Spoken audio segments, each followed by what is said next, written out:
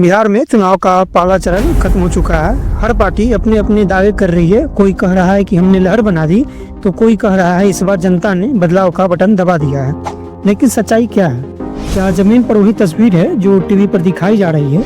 क्या नीतीश कुमार फिर से जादू दिखाने में कामयाब हो गए हैं, या फिर इस बार प्रशांत किशोर और तेजस्वी यादव ने जनता के दिल में अपनी जगह बना ली है? पहला चरण भले ही खत्म हो गया हो, लेकिन जो पैटर्न दिखता है वो बताता है कि बिहार की राजनीति बदल रही है। धीरे धीरे ही सही, लेकिन असर दिख रहा है। आइए इस वीडियो में समझते हैं पहले चरण के चुनाव का पूरा एनालिसिस, मुद्दों से लेकर वोटिंग पैटर्न तक, और ये भी कि आखिर इस बार बिहार की जनता किसे मौका दे सकती है। पहले चरण में बिहार में जो हुआ वो सिर्फ वोटिंग नहीं थी, बल्कि जनता के मन की एक्सरे रिपोर्ट थी। क्योंकि इस बार चुनाव में भीड़ थी, उत्साह था, लेकिन साथ ही वो नाराजगी भी थी जो पिछले कुछ सालों में धीरे धीरे बढ़ी है।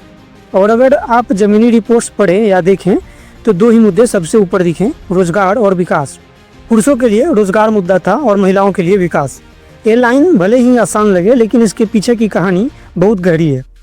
बिहार से हर साल लाखों लोग कमाई और रोजगार के लिए दिल्ली, पंजाब, महाराष्ट्र और गुजरात जाते हैं, क्योंकि बिहार अभी इंडस्ट्री से विहीन है। इन युवाओं को लगता है कि सरकारें बस वादे करती हैं पर रोजगार नहीं देती। यानी उनके लिए रोजगार सिर्फ एक मुद्दा नहीं है, जीवन का सवाल भी है। वहीं दूसरी तरफ महिलाओं के लिए विकास का मतलब है सड़क, बिजली, पानी और राशन, और सबसे बड़ा सुरक्षा और सम्मान। नीतीश कुमार ने पिछले 3 महीनों में जो फ्री स्कीम्स और जीविका योजनाएं घोषित की हैं, इससे उन्होंने ग्रामीण महिलाओं के दिल में अपनी पकड़ मजबूत की है। गाँव की औरतें कह रही हैं, काम तो नहीं मिला पर घर में शांति और सुविधा तो मिली है। यही सोच नीतीश के लिए सबसे बड़ा हथियार बनी। अब आते हैं सबसे बड़ा सवाल, क्या इस बार वोटिंग पैटर्न बढ़ा तो इसका मतलब क्या है? पहले ज़माने में कहा जाता था कि ज़्यादा वोटिंग मतलब सत्ता का परिवर्तन, लेकिन अब यह फॉर्मूला बदल चुका है। उदाहरण के लिए अगर देखें तो महाराष्ट्र और झारखंड में जब वोटिंग बढ़ी तो सरकारें बनी रही, सत्ता पक्ष को फायदा हुआ। लेकिन वहीं जब दिल्ली में वोट घटा तो अरविंद केजरीवाल की सरकार बदल गई। यानी वोटिंग का कम या ज़्यादा होना अब सत्ता के पक्ष या खिलाफ का सीधा पैमाना नहीं रहा, खासकर बिहार में तो कम से कम नहीं रहा। इस बार बिहार में वोटिंग का ग्राफ मिला जुला रहा है, कहीं उत्साह था तो कहीं ठंडापन। ग्रामीण इलाकों में महिलाएं बड़ी संख्या में निकली, लेकिन शहरी वोटरों में निराशा दिखी। पटना, मुजफ्फरपुर, सहरसा जैसे शहरों में वोटिंग अपेक्षाकृत कम रही, और ये सत्ता पक्ष के लिए नुकसानदायक हो सकता है। वहीं दूसरी तरफ ग्रामीण इलाकों में वोटिंग अधिक हुई है, खासकर महिलाओं ने पुरुषों से ज़्यादा वोट किया। एक सर्वे की माने तो 61% पुरुषों की संख्या रही, तो वहीं 69% के करीब में महिलाओं की संख्या, यानी महिलाओं की वोटिंग परसेंटेज 8% अधिक रही है। यहाँ एनडीए को फायदा मिलता दिख रहा है। अब बात करते हैं सबसे दिलचस्प एंगल की, प्रशांत किशोर यानी पीके की पार्टी का असर।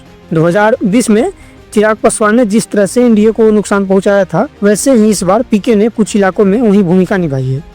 कई सीटों पर पीके के उम्मीदवारों ने एंटी इनकम्बेंसी यानी सत्ता विरोधी वोट अपने पाले में खींच लिए हैं। अब सवाल है कि क्या पीके को सीटें मिलेंगी या फिर सिर्फ स्पॉइलर रोल निभा रहे हैं।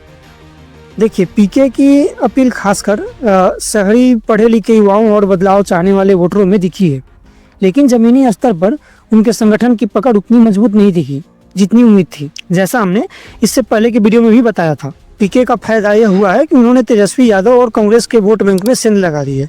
यानी जो एंटी एनडीए वोट एकजुट होना चाहिए था वो 3 टुकड़ों में बट गया। एक हिस्सा पीके के पास गया और दूसरा आरजेडी के पास, और तीसरा कांग्रेस या मुकेश सहनी जैसे फ्रेंडली फाइटर्स के पास। ये बात एनडीए के लिए अच्छी रही है। अब बात करते हैं सबसे दिलचस्प और निर्णायक वोट बैंक, महिलाओं की।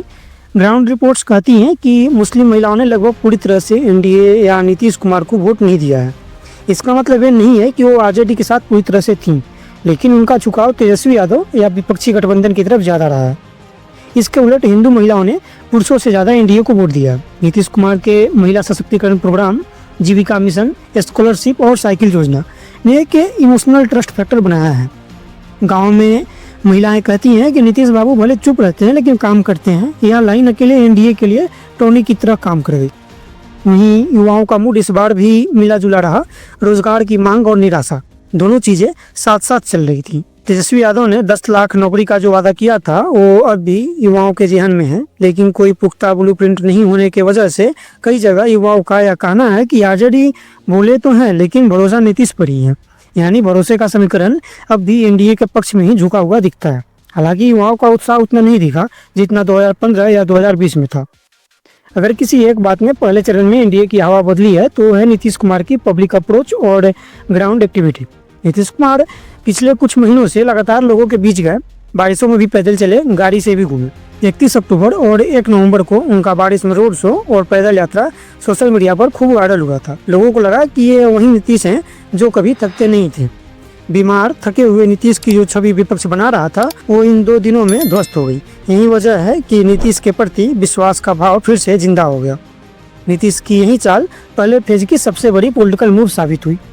वहीं दुलार चंद हत्याकांड के बाद अनंत सिंह का जेल जाना भी कई सीटों पर फैक्टर बना। बेगूसराय, मुंगेर, समस्तीपुर जैसे इलाकों में इसका असर दोनों दिशाओं में गया। कुछ जगहों पर एनडीए को फायदा हुआ तो कुछ जगहों पर आरजेडी को सहानुभूति मिली। लेकिन कुल मिलाकर क्रिमिनल पॉलिटिक्स को लेकर जनता में नाराजगी बढ़ी है।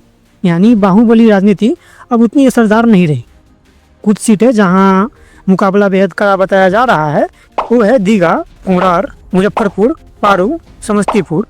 यहाँ शहरी और ग्रामीण इलाकों का मिला जुला वोट बैंक है, मतलब एक भी जातीय या धार्मिक लहर यहाँ निर्णायक नहीं है। सारण और पटना जिले में भी कड़ा मुकाबला नजर आ रहा है। समस्तीपुर में एनडीए की कुछ सीटें फंस सकती हैं। आरजेडी और कांग्रेस दोनों इस इलाके में आक्रामक रूप से कैंपेन कर रही हैं। पहले चरण के नतीजे चाहे जो हों, लेकिन कुछ बातें अब बिल्कुल साफ है। बिहार की राजनीति अब पूरी तरह 2 ध्रुवों में बटी है। एक तरफ विकास और स्थिरता की बात करने वाला एनडीए, दूसरी तरफ रोजगार और बदलाव की बात करने वाला महागठबंधन।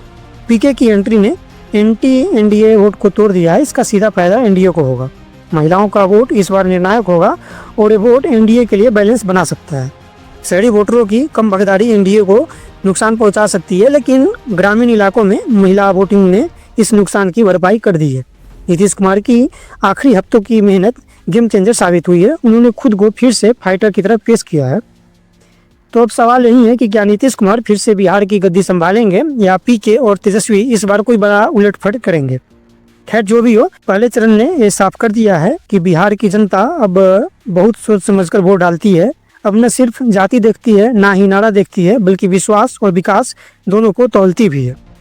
अगले फेज में मुकाबला और दिलचस्प होगा और तब असली तस्वीर साफ होगी कि बिहार की राजनीति में इस बार किसका वर्चस्व कायम रहेगा। जुड़े रहे हमारे साथ। अगर आपको वीडियो अच्छा लगा हो तो वीडियो को लाइक करें, शेयर करें, चैनल को सब्सक्राइब करना ना भूलें। मिलते हैं अगले वीडियो में, तब तक के लिए धन्यवाद।